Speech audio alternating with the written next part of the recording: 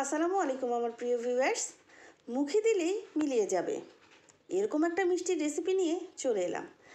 রাজকীয় স্বাদের এই মিষ্টিটা একবার বানিয়ে খেলে বারবার খেতে ইচ্ছা করবে। এই ইরানি চমচম মিষ্টি বানানোর জন্য প্রথমে একটা বাটিতে নিয়ে নিচ্ছি 1 চা চামচ গুঁড়া দুধ, 2 চা চামচ সুজি, 2 চা চামচ ময়দা, 2 চিমটি বেকিং পাউডার, 1 টেবিল চামচ চিনি আর 2 চা চামচ তেল। এখন শুকনো উপকরণগুলো একটু মিশিয়ে নিচ্ছি।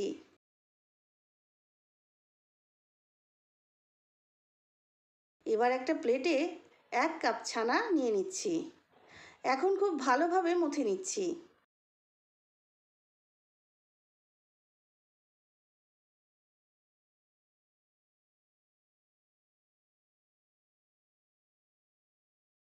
মেশানো হয়ে গেলে এর মধ্যে শুকনো উপকরণগুলো দিয়ে মিশিয়ে নিচ্ছি।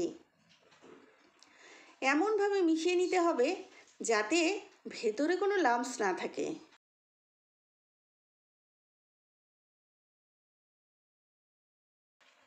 এখন ছানা থেকে অল্প অল্প করে নিয়ে মিষ্টি বানিয়ে নিব। এখানে আমি ছানা একটা স্কেলের উপরে দিয়ে মাপ দিয়ে নিচ্ছি। মাপ দিয়ে নিলে প্রতিটা মিষ্টি একই সমান হবে। যারা মিষ্টি বিক্রি করতে চান তারা অবশ্যই এভাবে মাপ দিয়ে মিষ্টি বানাবেন। ইরানি চমচম মিষ্টিগুলো একটু বড় সাইজের হয়। আমি একটু বড় করেই বানিয়ে নিয়েছি। আমার সব মিষ্টিগুলো বানানো হয়ে গেছে। এখন একটা হাঁড়িতে 2 কাপ চিনি আর 4 কাপ পানি দিয়ে দিচ্ছি।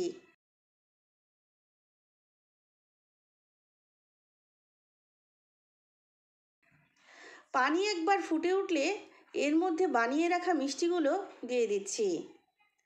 এখন ঢেকে 10 মিনিট হাই আঁচে রান্না করব। এই তো দেখুন ভিউয়ার্স, 10 মিনিট পরে মিষ্টিগুলো অনেকটা ফুলে উঠেছে। এখন মিষ্টিগুলো একটু উল্টে দিচ্ছি। আবারও ঢেকে আরও 20 মিনিট হাই আঁচে রান্না করব। 20 মিনিট পরে মিষ্টিগুলো একদম রেডি। এখন ঢেকে মিষ্টিগুলো ঠান্ডা করে নিব। এবার একটা হাঁড়িতে 384 ml ঘন দুধ নিয়ে নিচ্ছি। ভিউয়ার্স, আপনারা চাইলে দুধ ঘন করে নিতে পারেন। আর দিয়ে দিচ্ছি 2 টেবিল চামচ কনডেন্স মিল্ক। মিষ্টির পরিমাণ আপনারা পছন্দ মতো কম অথবা বেশি করে নিতে পারেন। এখন নেড়ে মিশিয়ে দুধ গরম করে নিচ্ছি।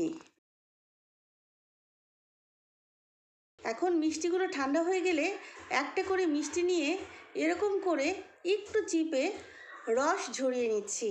এখন ঘন দুধের মিশ্রণের মধ্যে দিয়ে দিচ্ছি।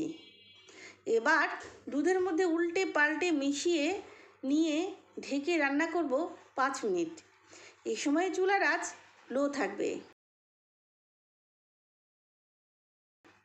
5 মিনিট পরে চুলা থেকে নামিয়ে নিচ্ছি আর ঢেকে সারা রাত অথবা 6 থেকে 7 ঘন্টা ভিজিয়ে রাখবো। 7 ঘন্টা পরে মিষ্টিগুলো দুধের শিরা থেকে তুলে একটা চালনির উপরে নিয়ে ঝরিয়ে নিচ্ছি। এবার একটা করে মিষ্টি নিয়ে মাওয়াতে গড়িয়ে নিচ্ছি। এই তো দেখুন কি লোভনীয় হয়েছে দেখতে। আমার সব মিষ্টিগুলো মাওয়া লাগানো শেষ। এখন শুধু খাওয়ার পালা। চলুন তাহলে ভিউয়ার্স, একটা মিষ্টি কেটে দেখি ভেতরটা কত ইয়ামি হয়েছে। আশা করি বাসায় একবার হলেও বানিয়ে খাবেন। আবারও অন্য কোনো রেসিপি নিয়ে দেখা হবে ইনশাল্লাহ। সে পর্যন্ত সবাই ভালো থাকবেন, সুস্থ থাকবেন আর আমার চ্যানেলটি সাবস্ক্রাইব করে আমার সাথেই থাকবেন। আল্লাহ হাফেজ।